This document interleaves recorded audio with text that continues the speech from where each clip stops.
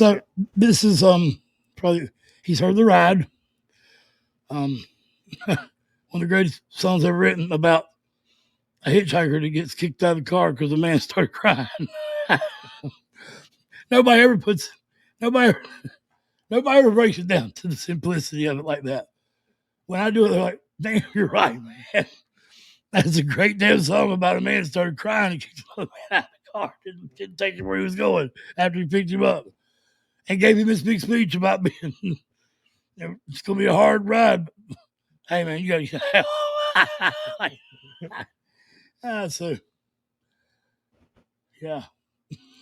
Oh, and yeah, that song was just one of the best ever. And he's heard the conversation. Hank was talking about your daddy. Tell me how your daddy loved that, or tell me how your mama loved that man. And he has seen a part of where Hank fell off the mountain, and where we watched the little documentary where he seen where Audrey put Hank's clothes on. He knows Hank died. Everybody stood and sang "I Saw the Light" when Hank died, and the conversation really calls out the hypocrisy in that. Back then they all called him crazy because he was. Nowadays they all call him a saint. But the ones that called him crazy are still riding on his name. So, in other words, he built country music on being a drunk and a degenerate that sung nice, pretty songs. Because I Saw the Light's one of the greatest songs ever made, let alone gospel. Besides Amazing Grace, maybe the best gospel song ever written by a drunk, gambling, degenerate, cussing ass, real person. We're not made with all good, and we just develop bad. We all have it in us. So anyway, sorry, I'm not trying to rant. It's not a small story. So, and this is the apex of it. This is the song out of it. I'm not judging that. I'm just saying they have all led us to this song. And he done Kenny Rogers' The Gambler the other day, which was our first of our Forgotten Country series. I also have an Outlaw Country section. Choose the one you want. And yeah, so did you pull up any of Jackson's stats? Discography? Right here. Sorry, There you go. Way down yonder on the Chattahoochee, never knew what the muddy water meant to me. Sorry. Speaking on Jackson song. And Don't Rock the Jukebox. I remember Chattahoochee. Don't rock the jukebox. Want to hear George Jones. They all reference each other too. Go ahead. Sorry. His list of accolades is impressive. Mm-hmm. It was interesting. His first album was called New Traditional. Almost Ironic. Almost like a yeah. Okay, so he's from '93 on. This was the favorite country single for Chattahoochee. Favorite country album, A Lot About Living. Top new male vocalist. Don't Rock the Jukebox for album of the year, single of the year.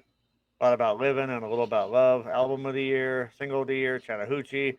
1994, top male vocalist. 1995, top male vocalist. 2001, single of the year. Where Were You When the World Stopped Turning? I remember that song too.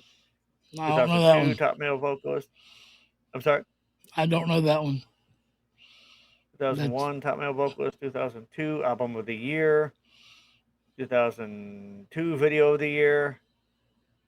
And of course, 2003, single of the year, It's 5 O'Clock Somewhere. I remember that. He apparently sang that with Jimmy Buffett. That was the 2003 Vocal Event of the Year. The 2018 Cliffy Stone Icon Award. Interesting. So 2014, he won a Billboard Music Award for the top Christian album for Precious Memories Volume 2. 2022 Artist of a Lifetime. Yeah, and this is not even talking about the Country Music Association awards he's got. So he's been doing it for a while, and he's been doing it very successfully. This has better numbers than all the outlaws before him, and He was not apparently not friends not, with not George that. Jones. Mhm. This is why the only reason I have said I was angry that he was even there to do the drumstick thing because yes, he did. He was mentored by all those legends, so he knew their way and knew that they wouldn't stand for it. They wouldn't went back like he did. Now that's not me for me to judge, but my opinion is he's a sellout for going back, and I forgave him for. I have not forgiven that, but I don't mean I don't love everything he did before that. Because I'm not a Because the other hypocrite. ones, when country started changing, the other ones like George Strait, they just left, right? Yeah, I mean there is no said story why, but they Yeah. definitely were not out of there. Hmm. They definitely could still sing. Hank Jr. still tours at 74 years old Yeah. right now. All right, so this is pretty self-explanatory. You got enough context. Mobile, Alabama is where Hank Williams lived and died. Okay. Not where he died, but that's where he's buried. Okay.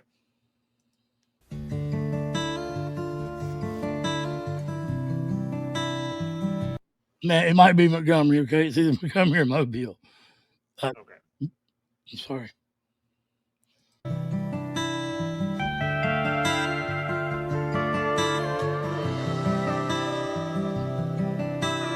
Midnight in Montgomery, Silver Eagle, lonely road. Was on my way to Mobile for a big New Year's Eve show. Stopped for just a minute, see a friend outside of town. Put my collar up, I found his name, felt the wind die down. And a drunk man in a cowboy hat took me by surprise, wearing shiny boots, a nudie suit, and haunted eyes. He said, "Friend, it's good to see you. It's nice to know you care." Then the wind picked up, he was gone. Was he ever really there? 'Cause it's midnight in Montgomery, just hear that whippoorwill, see the stars light up the purple sky, feel that lonesome chill. 'Cause when the wind is right, you'll hear his song, smell whiskey in the air. Midnight in Montgomery, he's always singing there.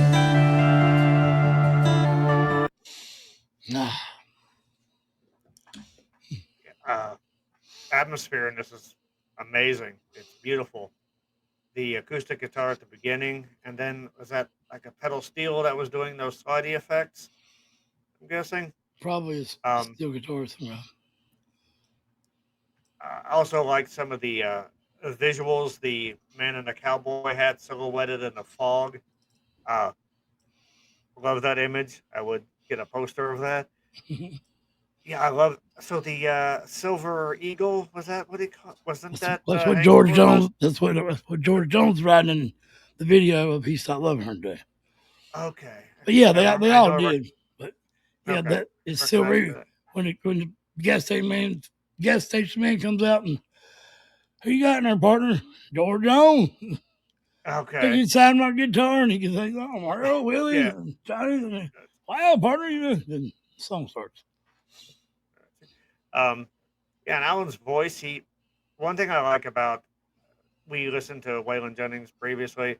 Uh, one thing I like about a lot of these, again, especially the old school country singers, they don't have to do a lot with their voice per se. They don't need to do a lot of like complicated runs. They don't need a 9 octave vocal range. They don't need to belt at the top of their lungs. They just have very great emotional voices. They're well connected, always on pitch, but they're all about the story. Yeah, his like he's not. he's not doing anything with his voice but telling the story. But it's I've got goosebumps just because the atmosphere is so strong and the melody is so strong. Well, So rock and roll is so powerful too, and I can tell you what I think the difference is. Because someone who loves Tool, I mean, you'd think this would be very simplistic to me, and while I don't think it is. It's just not the same thing. It's like comparing food to air. I mean, I don't think they're both vital to your survival, and they both basically do the same thing and get you the same result, but they're nowhere near the same. You can't. Rock and roll can feel very personal and relatable. Country does that too, but country usually, the older country would usually be referencing each other, so it's only personal. You know who they're talking about. So, especially when they all reference Hank, you know the story, and you know it's bullshit what they've done. Like the martyred him almost like Jesus or something. I mean, Jesus told them, "Don't put me on a pedestal, and we're all sons of God." So anyway, I'm not going to get into that, but it's putting somebody on a pedestal that we just talked about earlier. I just had someone die, and it seems like everybody, when someone dies, you can't make a joke anymore or something negative about them, which is something you did when they were alive, but all of a sudden you can't say nothing bad. It's just, we have been trained on muscle memory to do these things, and it's just, not sure why I got off on that. I'm just, country was real. They sang about each other and the hardships and from Almighty Friends coming over to Almighty Friends settled down. From Johnny Cash being the man in black and pulls to prison, shot a man, just watch him die to walk in line. And from George Jones, one last thing. The one I didn't reference that I couldn't think of is George Jones knew he's going to fill his shoes. He said, the heart of country music still beats in Luke the Drifter. That was his nickname. You can tell it when he sang I Saw the Light. So, and George man, the possum boy. Yeah. I was going to say just what you mentioned about them mentioning each other, referencing each other, even like common themes like the silver bus going through. It feels like they're part of this. They're just singing about this living, breathing world, a larger world that they're all a part of. So it just makes things feel like it has that genuine feel that you were talking about. One little thing I'll add. Also, a lot of the country singers would reference singing with Marshall Tucker Band and Leonard Skinner, and they would reference each other too. So it wasn't just on top of touring together. So. Keep going. I'm loving this so far. Oh, man.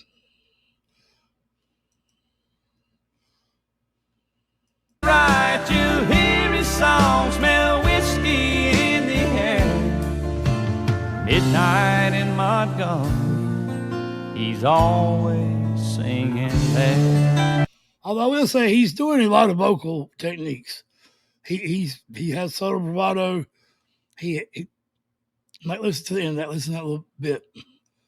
Now, I don't think Hank and them do as much, but you heard Hank sing House of the Rising Sun. When they want to sing, they can sing. Yeah. But you're right. I wasn't taking away from what you said. Just the wind is right. You hear his song, smell whiskey in the air. Midnight in Montgomery, he's always singing there.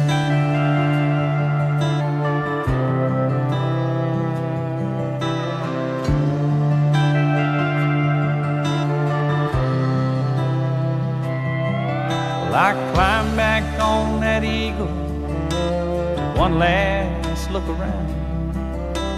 Red tail lights, shadow moves slow across the ground. And off somewhere, a midnight train slowly passing by. I could hear that whistle moan I'm so lonesome I could cry. 'Cause it's midnight in Montgomery. We'll back that up. That was a Hank Williams Sr. song. I'm so lonesome I could cry. So, and he sung with the exact bravado, twang, country, whatever that Hank uses in the original. I don't think you've actually heard Hank sing yet, have you?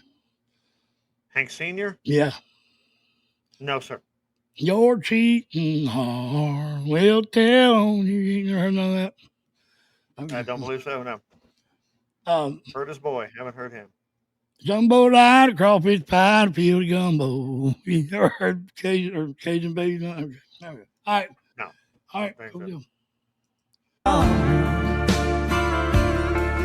Just hear that whippoorwill, see the stars light up the purple sky, feel that lonesome chill. 'Cause when the wind is right, you hear his song. Man, I didn't go back to I'm sorry, y'all. I didn't hear the long song cry again. Across the ground, and off somewhere, a midnight train slowly passing by. I could hear that whistle blow. I'm so lonesome I could cry. 'Cause it's midnight in Montgomery. Just hear that whippoorwill,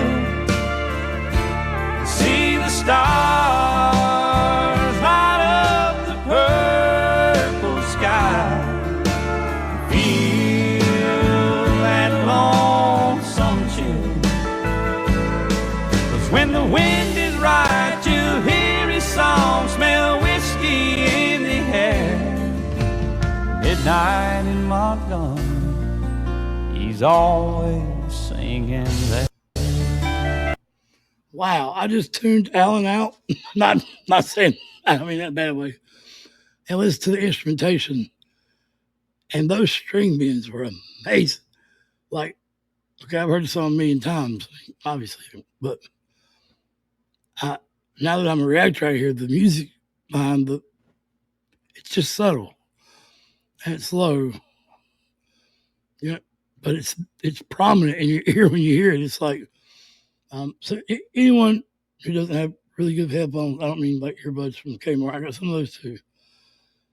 But I was a headphone hater my whole life. I ain't gonna go into that story because I'll talk forever. But I was a closet headphone hater and just didn't believe in that. So I got used to panning just recently. And now I've got better equipment, headphones, and my point is you can hear so much more. I mean, like Pink Floyd songs, I hear things I've never heard in my life, and I've done them on all types of substances and everything. I've never heard these intricacies. There's a whole part of a Tool song, like 20 seconds, I always thought was just silence, but it's not. It's got all kinds of shit in the background. So one last, I'm sorry, but listen, just like tune him out. No, it's Alan. Sorry, buddy. All of them have train. Oh, and real quick, the purple sky, I always thought was a shout out to Jimi Hendrix's Purple Haze. The purple haze in the sky, the purple sky. You understand? I'm sorry. Yes. Oh. Yeah. Lack of expression, man. Sorry about that. Never I like. didn't realize you were done. I'm sorry. Well, no, I asked you a question.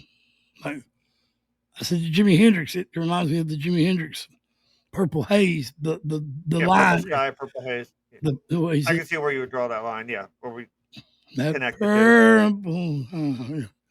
So, I mean, maybe not, but like normally I would say maybe it would be a bit of a stretch because I've heard like Purple Skies and stuff referenced before, but because these guys reference each other and musicians that they admire and have influenced them so many times, it would not surprise me if that was a nod to Hendrix.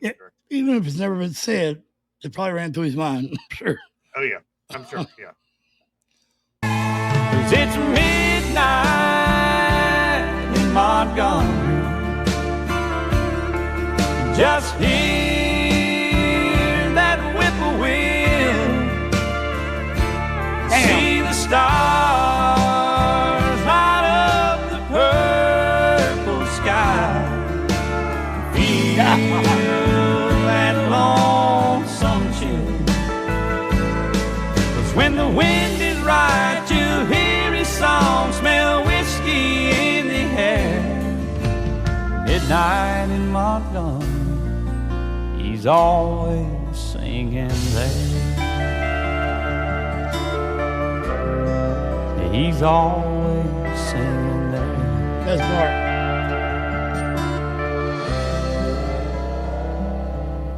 Oh, Hank's always singing there.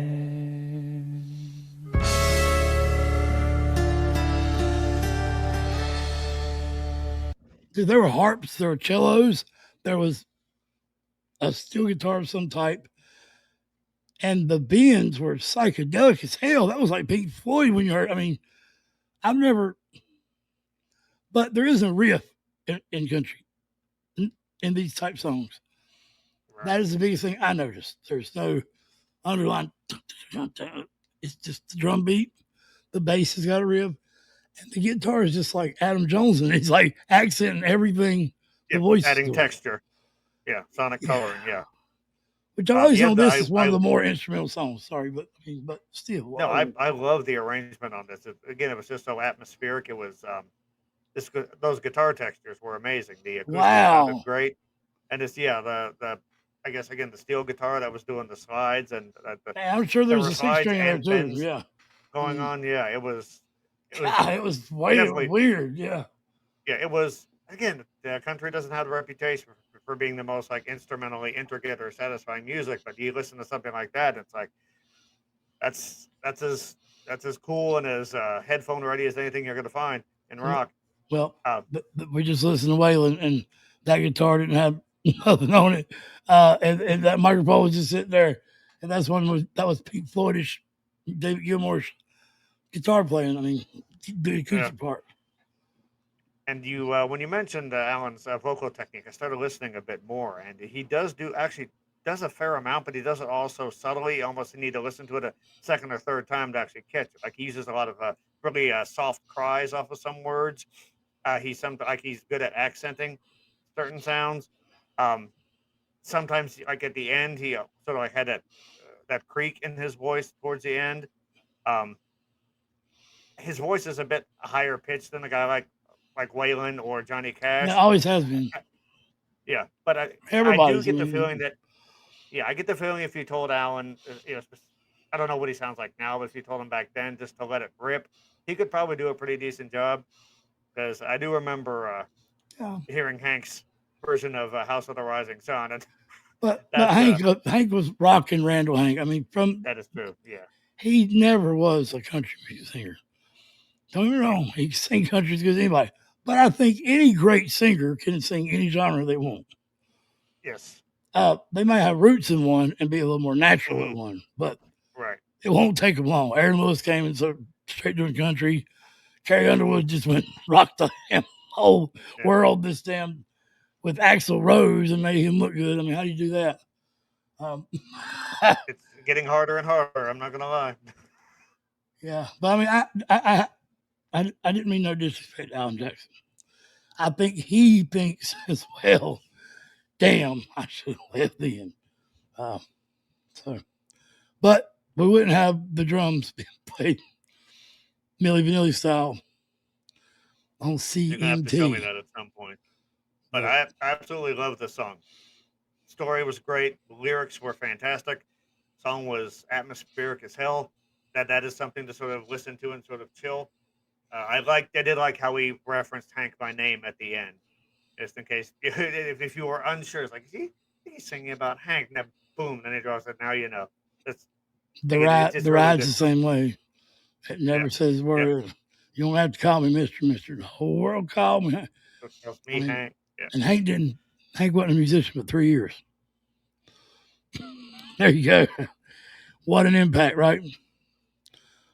I know he died. He was 29 when he I died? look it up, man. He Is that didn't correct? sing long. It might have been more than 3 years. I Let don't me think look he that had. up real I quick. Is don't that think he had 3 years after he got big. I'm sure he played music before that, but right? yeah, look it up. See You know, like in the public how eye. long Let was me Hank's career?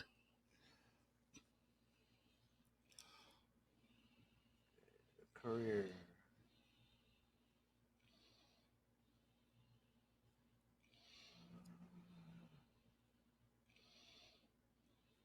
Okay, so